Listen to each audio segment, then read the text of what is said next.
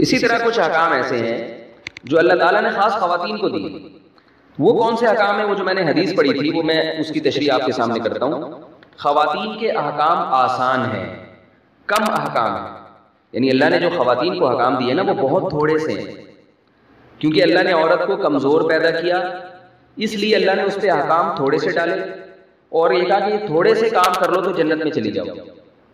کتنے تھوڑے سے احکام. اب ہماری خواتین وہ تھوڑے سے احکام ماننے کے لیے تیار نہیں ہیں، بہت ساری باتیں پر جو ہے نا وہ خود سے عمل کرتی چلی جاتی ہیں. وہ تھوڑے سے احکام کیا ہیں؟ وہ احکام ہیں جو میں نے خطبے میں جب بیان شروع کیا تو حدیث پڑھی تھی. وہ حدیث کیا ہے؟ رسول اللہ صلی اللہ علیہ وسلم نے ارشاد فرمایا ان المرأۃ اذا صلت خمسہا. 4 احکام دیے نبی نے. فرمایا عورت جب 5 نمازیں پابندی سے پڑھ لے، وصامت شہرہا، رمضان کے روزے پابندی سے رکھ لے. اس کو میں ذرا ابھی ڈیٹیل میں بیان کروں گا، پہلے حدیث مکمل. سب سے مشکل یہ تیسرا حکم ہے، وحفظت فرجہا، اپنی عفت اور پاک دامنی کی حفاظت کرے، واطاعت زوجہا، اور اپنے شوہر کی فرما برداری کرے. یہ 4 کام یاد رہیں. پہلا کام 5 وقت نماز کی پابندی، دوسرا کام رمضان کے پابندی سے روزے، تیسرا کام اپنی عفت اور پاک دامنی کی حفاظت، چوتھا کام اپنے شوہر کی فرما برداری، اس کی اطاعت، جو وہ کہے وہ کر لے. آپ صلی اللہ علیہ وسلم نے فرمایا جس عورت نے یہ 4 کام کیے قیامت کے دن اس سے کہا جائے گا ادخل الجنت من ای الابواب شئتی، جنت کے جس دروازے سے تو نے جنت میں داخل ہونا ہے داخل ہو. تو اتنی بڑی فضیلت آپ صلی اللہ علیہ وسلم نے فرمائی کہ اتنی بڑی فضیلت. تو یہاں جتنی خواتین ہیں وہ عزم کریں، نماز میں انشاءاللہ کبھی بھی سستی نہیں ہوگی. رسول اللہ صلی اللہ علیہ وسلم نے ارشاد فرمایا رب کاسیات عاریات، بہت سی اور صنفان لم ارہما، آپ صلی اللہ علیہ وسلم نے فرمایا 2 قسم کی مخلوق ایسی ہے جو میں نے نہیں دیکھی. کیا مطلب؟ وہ میرے زمانے میں نہیں پائی جاتی، وہ بعد میں آئیں گے. اور یہ اشارہ اس سے مل رہا ہے کہ وہ قوم مسلمانوں میں پیدا ہونے والی ہیں. فرمایا ایک ظالم حکمران جو عوام پہ ظلم کرے، ہر وقت کوڑا لٹکا رہے گا. دوسرا فرمایا کاسیات عاریات، ایسی عورتیں جو لباس پہننے کے باوجود برہنہ ہوں گی، ان کا لباس جسم پہ ہونا نہ ہونا برابر ہوگا. فرمایا رؤوسہن، ان کے سر ایسے ہوں گے کاسنمۃ البخت، جیسے اونٹ کے کوہان ہوتے ہیں، ایسے فیشن کیے ہوئے ہوں گے کہ بالوں کو اوپر سے اٹھا کے رکھا ہوا ہوگا.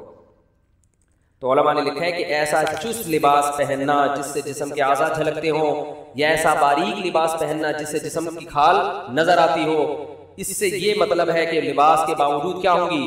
برہنہ. اور آپ صلی اللہ علیہ وسلم نے فرمایا ایسے ظالم حکمران اور ایسی عورتیں لا یجدن ریح الجنہ وان ریحها لیوجد بمسیرۃ کذا وکذا، یہ جنت کی خوشبو بھی نہیں پائیں گی، حالانکہ جنت کی خوشبو تو اتنے سال کی مسافت سے محسوس ہونا شروع ہو جائے گی. اتنا دور رکھے گی، چاہے یہ نماز پڑھے، چاہے حج کرے، چاہے زکوٰۃ دیں، لیکن آپ صلی اللہ علیہ وسلم کی حدیث کے مطابق یہ جنت میں نہیں جا سکتی. کتنا بڑا حکم ہے، مگر آج اس حکم کی دھجیاں اڑائی جا رہی ہیں. ایک بات میں بار بار کہتا ہوں، دیکھو اپنی بیٹیوں کو پراپر ڈریس پہنایا کرو. لوگ کہتے ہیں ہماری بیٹی ہمارے قابو میں نہیں ہے. بالغ ہونے کے بعد اگر قابو میں نہیں ہے تو بات سمجھ میں آتی ہے. بچیاں تو قابو میں ہی ہوتی ہیں نا. کسی بھی دیندار کو کھڑا کر دو، اس کے بیٹے کا لباس دیکھو اور اس کی بیٹی کا لباس دیکھو. ابھی میں ہانگ کانگ گیا نا، مردوں کے پورے کپڑے ہیں، پورے نا ان کا بس چل رہا ہوتا ہے، منہ بھی چھپا لینا.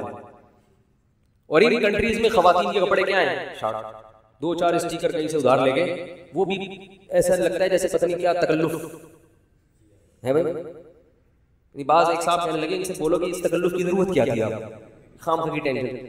مرد پورے، اور عورتوں کا وہی کلچر کہاں آ رہا ہے ہمارے معاشرے میں، اور کیسے آ رہا ہے؟ والدین اپنی بچیوں کے لیے ایسے کپڑے لے کر آ رہے ہیں. ابھی تو بچی ہے بھائی، اگر وہ ابھی بچی ہے تو وہ بھی تو بچہ ہے، اس کو بھی چڈی پہناؤ، بنیان پہنا کے باہر نکال دو. اس بیٹے کو، اپنے بیٹے کو چڈی بنیان نہیں، بیٹے کو پراپر ڈریس پہنائیں گے پورا. بیٹی کو کیا کریں گے؟ آدھی پنڈلیوں کی فراکیں، سلیو لیس فراکیں ان کو پہنائیں گے، آدھی پنڈلیوں کی شلواریں اور سلیو لیس ان کو فراکیں پہنائیں گے. تو یہ اس کی علامت ہے کہ آپ ان کی صحیح تربیت نہیں کر رہے. بچے کو پراپر ڈریس پہنا کے اس کا عادی بنانا پڑتا ہے، اس سے بچے میں حیا پیدا ہو جاتی ہے. شرم پیدا ہوتی ہے. آپ نے دیکھا ہوگا جو لوگ اپنے بچوں کو کپڑے نہیں پہناتے نا, چٹی بنیان میں ہی بچے گھومتے رہتے ہیں, وہ پھر بڑے ہو کر بھی چٹی بنیان میں. ہمارے ایک دوست نے واقعہ سنا یورپ کے کسی کنٹری کا, وہ یہاں سے نا بچی کا رشتہ تھا, کہیں رشتے کے سلسلے میں کہیں گئے کسی ملک, تو لڑکے والوں نے ان کو بلایا. تو وہ جو لڑکی کے ابا تھے انہوں نے کہا وہ سسر جو یعنی لڑکا ہے اس کو بلاؤ. لڑکا کہیں جاگنگ کر رہا تھا چٹی پہن کے, اس کو پتا چلا جی تمہارے رشتے والے آئے ہیں. اس نے کہا ٹھیک ہے, بہت خوشی ہوئی, میں آ رہا ہوں. تو وہی چٹی بنیان میں ہی سسر صاحب کے آگے آگے بیٹھ گئے, اور اس نے اپنی طرف سے یہی کیا کہ جو میں ہوں میں وہی نظر آنا چاہتا ہوں. وہ صحیح کیا اس نے, خام خواہ میں اپنے آپ کو ایسا شو نہیں, میں ایسا لبرل ہوں, پہلے بتا دیا اس نے اپنے ڈریس سے کہ مجھ سے زیادہ توقعات نہ رکھنا, ہم یہ چٹی بنیان ہی ہمارا فیشن ہے. تو چٹی بنیان میں آ کے سسر صاحب کے سامنے بیٹھ گئے. انہوں نے کہا بھائی لڑکی والے جب ہمارے یہاں جب آتے ہیں تو بندہ کہیں سے ادھار ہی لے لیتا ہے پتلون. کیا خیال ہے بھائی, اس موقع پر تو ہر آدمی کم از کم پراپر ڈریس میں بیٹھتا ہے نا, نہیں ہے تو کہیں سے ادھار لے لیتا ہے, شرٹ ادھار لے لیتا ہے, بعد میں واپس کر دیتا ہے کہ بھائی چلو ابھی فی الحال. اتنا لبرل, وہ خیر انہوں نے انکار کر دیا اور بہت اچھا کیا انہوں نے انکار کر دیا.